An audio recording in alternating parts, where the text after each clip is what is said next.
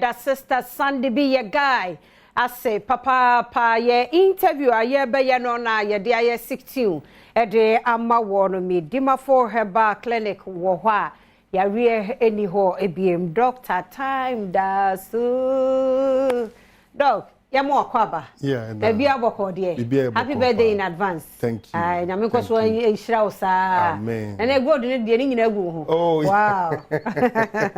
Doctor time da so Medimafo Herbal clinic. Na bia na ni dedi kan ya. Obi hwe obi atenwum na ye ne de. Time da so my ntie nyuma wo ye wo Medimafo Herbal clinic. Yo. Mama na onyankopon ase. Na menkia ahwefo nyina nso. Medimafo Herbal clinic eye bibiduro ayale sabia ba ko a efi say from Gold Coast to Ghana. Ebi NC da. Doctor Wepe any doctor nyankopon de yale nyina so tumi ashenensa ode ebre eto yale so na onfa ebre ento yale so eni enkugu da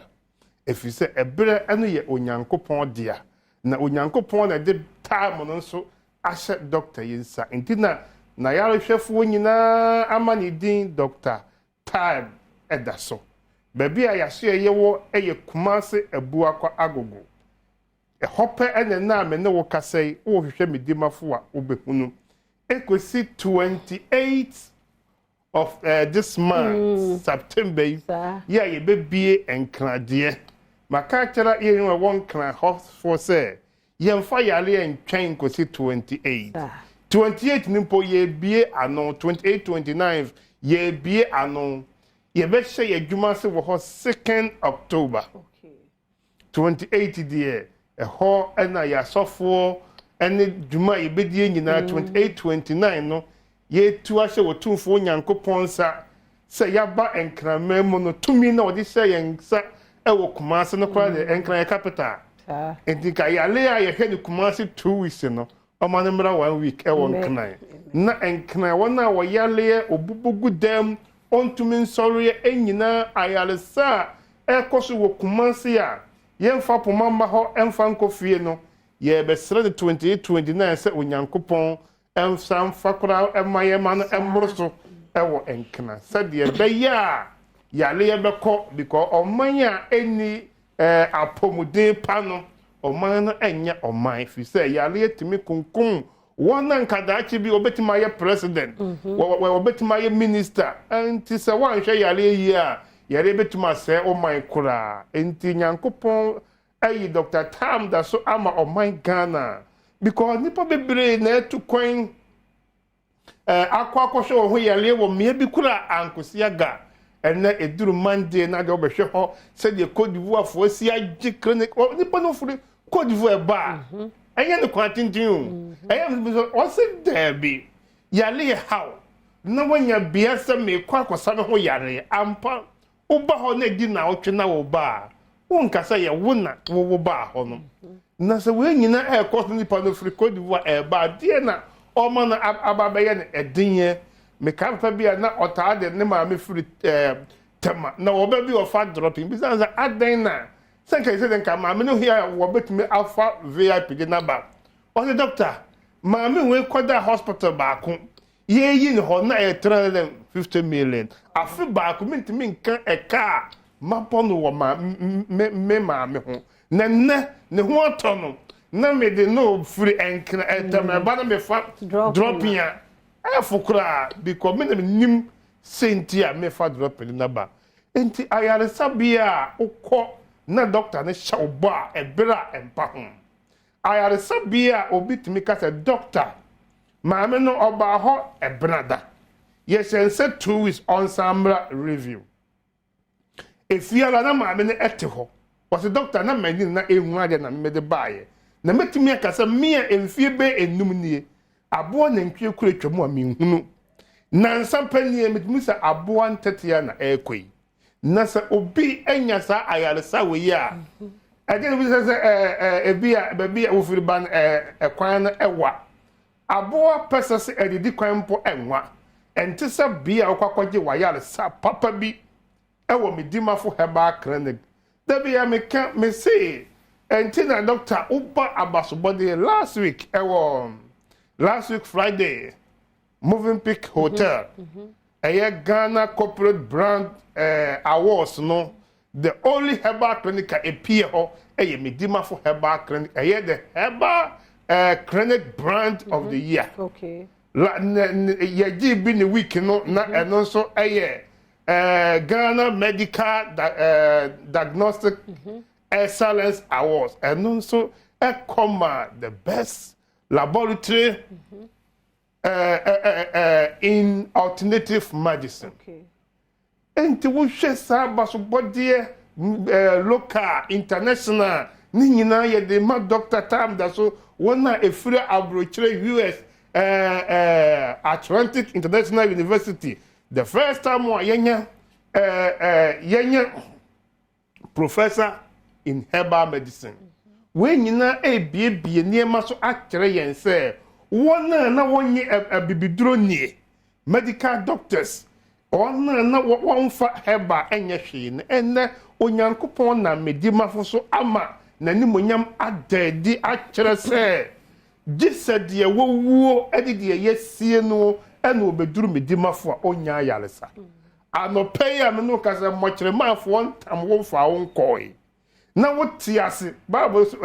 Nyankopon so we ye okra tiatefo onya tiase wote ase na se yale pe na hawo na baabi a wo bia wotumi ye brebre ko duru Medimafo se doctor bi ashaw se ade enchen ene ya sabre ya na wo ka kire wo na Nyankopon adum wo TV ne da Adom TV anase bi obi mpo hwe na wo fraka se doctor tam na se wo nwinku ani ya shaw se ekina de enchen na koduru Medimafo a inshallah se Nyankopon etia sidie onam doctor tam da so ni Medimafo herbal clinic adwumayefo so ye be sawe yale ama wanya wo fa ahudie ti ba bia wo bia be piem wo kuma se abu akwa agogo Medimafo na ama oyalefo bia nya anyida so ahoto so se ne yale a wo yare na eyire so pa so se de nya ne yale e be free ne so wo bra wo de nani akyerem wo kuma se abu akwa agogo fi se eho na wo yalefo be pie ho na ye hye ne ebra empa ho wo Medimafo herbal clinic enti oyare ni bia nka na koma to no yam wa yale ache wa dada mo ache wa boka ache enkrofo dada wa ache da bia metaka asem bi se ade bia ye won original no ye won fake ewo e fruit ti besi ne nipa maako pa bi na wo yare a na chese e bia na wa ye lucky na wo hwe Adom TV enti bia na yare na ba na bia wo te yenken wo ba ho na ho ato dodo wonde gi se wo chinchini ya nantia bre eka ya ma obi ma me se wo ye bayifo esansa ne yale enko wa chinchini ne ma na china afinhia aduanan mofra pa ba se o ma ma fe ko ye bayifo ma me se ne ma wa wo ntimi ko fasofo se onka nanum asem na onwu adan ya okoda ontumi na vidie mu ehye no ofidu bebia asa ya so jagunu so na wo tietiem tini mas eye bayie na oye ne ma pam no fio ne wotim ne ma pam no ma me da obi mantwe mobroni oyarefo bi oba Medimafo na obenya ayaresa Nyankopon adom mu ene wono wo ku se no mini ma me asoro na timantamu de na eye mi ebia na eye ma me na jesa de na eye ache echen mi mekwa kofa mami aba okofa mami bai na edi na wotwe ne ese mami emra review a ne mana apono so ye bayifo no mako enum asatade fita eba beda Onyankopon wase enti ye mami na yale na ha no yale na ha na yenya yale safo wo hin kura nshira ne ye awurade Nyankopon wiase nyina tumfo no se bra nkrofo boye mame bayie ebra nkrofo to sika guo pa yaresa ye hwe na yenya no wode Medimafo aba amagana fo nyina se ani wiase nyina se obi biala obepage nani akire Medimafo herbal clinic no Nyankopon adom ayaresa ebeye ne dia enti na me se eho ye mfa poma ma ho mfa nkofi ye ntena hwi mu mfa hwi no enkofi da se wunwu na ye nsie na yale na hawo wanya stroke ya le me pa cho kan wakoma to ye me say wo de wo se wano achia wano na achia no Dr. Tam say on show nansa on show nanai wano achia no o tena manim said the wo tena manim na o tena me ma waduro anom aduro no wonnum emfumunim kogu wo yam wo de acha asimadu no wano na atene we ni tumi enyankopon de acha mensa se mesisi machika se mikoto je wanyaka kwanhia wo namu abu we mu nyina ye entatia case obisi menya ye de roba ato me bemem wo de wo se wanya prostate cancer prostate ade ne de roba ahyewa bra na me no ntonchia na wo twipepepe se ye nyi roba na me pacho na tam da so enye onyankopon na de ayale sabia ne esi wo efise ni friend so bebo obo anu wo nim de ne nan esisi wo wona wo ye medical doctors ya na ye declare say ontimi ndwonso fa won be mamu da papa no num eduro no onum eduro no don hwere be sa miensa na odwonso wo se wadan na wo so da ye enye da ye na wate wani eye life eye minyanku de bia meka me say de obo ni padua no owo so to me fisa de wo ye car no car say ya ono na eye enti nyankopon ne bo ni padua no enti owo to me bia wo ni padua so say wo nan na abuo no seconds obetuma na asa aba betua so na nyankopon o mfiri soro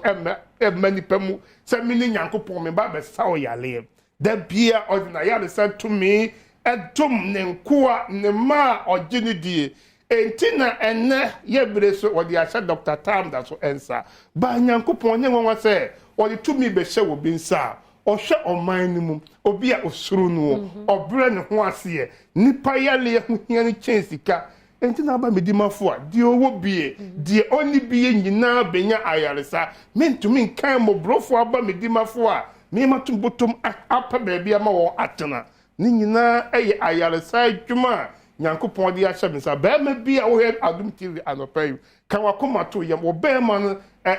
ewu emfie dunie woni wo yiri ntimi na ada 24 hours se ade nso afo akasa pen driver eno ye enam akomako enum ebesa se tintin kese tetrete kakraka pipripi se de wo awo pe no ohun se afa de eyema na wagya oba wo pe ba ye ne wo awo duro instance ya wo duro no enye no be bitua bi se bi de bitafri ete se 1/3 udugu wonu mu guna na dudu mienu wonu wie ya na wonu kuna hia mu hia piem ba bo so be so nsa wo po umpo na nyinsan aba betom nyinsan betom wie na wotua ehon ka maka se 21 September Dr. Tam that's birthday amen that birthday no ensa kakra bantan ka that 21st no year Wednesday so Wednesday no 21st and ka birthday no na doctor Minigana me kwa koje award bi wo kata birthday no any award yes birthday no san no kata and sa kuma se 21st birthday no yendi no 21st no ye de be 25 26 ye ne Monday okay 26 ye ne Monday and sa ne Monday no ye di wi a ne ya wada sa Monday ye di wi no sa week na mu ne ya wada ye 28 ni fa ye 29 and ye di ABA Accra branch no na 2nd October ye Monday na ye di birthday no na wotwe no afre ye timi ahyase abaye adwuma won kan na enkradien ye bia that very day no Monday no ye be check TV mako 50 32 inches na ya sa che emo ni anwa and obi bia ebenya bi ba wo pe TV ni bia ko ba wo dan ho de ebi bo Adom TV kakrakaya mi pa chom yesa wo card dada ntenkrafo na mo card na mo agi ne kumase no mo de baba bagi TV ba wo free nkran ha no agi TV ni bi wo kumase a onka ho ye wo system ye adwuma papa system no ye adwuma enti ye bo ka ye bi se papa wo no wagi TV bi e wo kumase enti de bra baji emo ni anwa kumase so birthday no ye becha emo ani anwa asa che TV ni bi ye che ni kumase asa channel asa channel enkna kumase date ni da be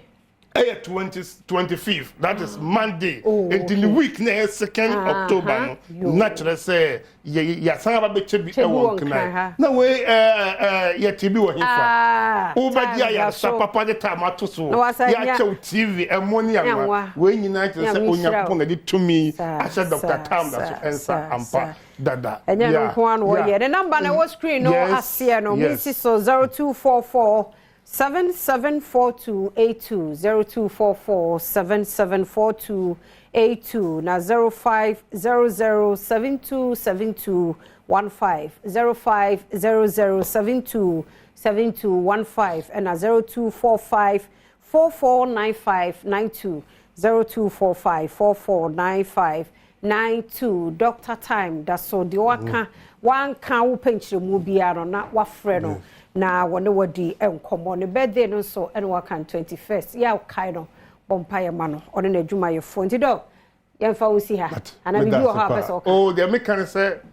enkrafo no me say mabakuma se ache by muntimi mfa ntwen kwesi 20 efi echine koya momla wo anso wo pe TV no yeah we put me say we pay TV no me pa cho emfa wo ti kan kutwa bet bia because we there is more than bet it's more than money and when TV there yes enya better ntu wi ada be na multi there yenso ye there neighbor so oh ye wie akra there na mo bibia baba ye be come to studio anyina na obi adne dia akwa koboda and so money and one oh and no probably a bonus money and one bonus because emu amakra no for program we eye bebre na ema o you say Dr. John o magana hunti yes had the mo kama bia ye tam that so basmati rice and so ba market no why are there nyamisha nya no kwa no ye o say two so ensuo you be din so no komo nyamisha until Dr. Time that so no ye no awie na yentie kaiboyi na afiye shano so Franco Trading Enterprise Phones papa one more efie ene ho na open phones papa Nokia, Samsung, iPhone, smart TV, table top fridges, air conditions ni nyina no Franco Trading Enterprise akokra ni nyina bia ba ye wo CCTV cameras on so e wo ho a ukọ Franco Trading Enterprise a obenya bi ato shanon so nkopeki number bia wo ba bia Franco Trading Enterprise phone number no ni 0246422338 0246 422338 and 0555939311 now when a Franco Trading Enterprise for the enkomo snakes egusu eboye nyina ye nkaye medofo Shannon so mame pa se adwuma bia wo ye bia no kra usika ne bi na ubenya 50-60 kono no wago unya sika wo ma no ho sa wo so de hwe wo abusua se be yo meye burden ma wonti unso kra bi enne Mr. Okada Rider Pragia Mason Carpenter Baba on air na woton ade designer bibia wo ye makeup artist Mr. Crow sikani bi enne ko snet ho wo ma bi seed unso fa bi koto ho wo benya 50-60 years na sa sika no na odi bedidi odi betoto wonu na ade ahwe ho ntu na mo bia mo osudwe bia Mr. yentie sign kabo ni ehya no so pa frɛ 0302611622 and a snit one more office bia wo se afia se memra na memeye snit seed no bi ai ti Dr. Time da so betimi afa ho na je wa ko so person sorry so ati ase ha nyamisha Dominion Herbal Powder so boye boost your immune system no de amaye Dominion Herbal powder boost your immune system nti area kronkro bia no wonom Dominion na eno so etumi eboade wo hia no pe wo ne di ya empty stomach no aye warm water no asa Dominion powder no bia gu no wanom wa behuru de be wo ni padua ni mu so wo honam ne tutu kotodwa wo sisin so a ye wo Dominion ointment no so wo fa bi e fa tutu wapo no nyina so na yaw no emfiri ho Fred Dominion was 0543158195 0543158195 and 0249591843 Repart Ventures Nana Boache Herbals Angels Herbal nyina won kran obenya bia Shaman Ekus Pharmacy Temaleto George Health Shop, Koforidua Gapson Pharmacy, Delight Pharmacy or Hinenana Herbal, Wusko B Pharmacy,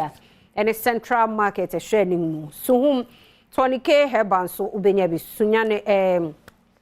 Achimodai and Anaya Provision Store, Kennedy Drug Store, a whole Benyabi so many and so Nagiza Pharmacy, 12 years down. Untimi nyusu Dominion 4 enroni bi oba pen 4 ana wo breastfeed o banso a untimi nyusu Dominion 4 enrono ebi nkai boni nyina enie na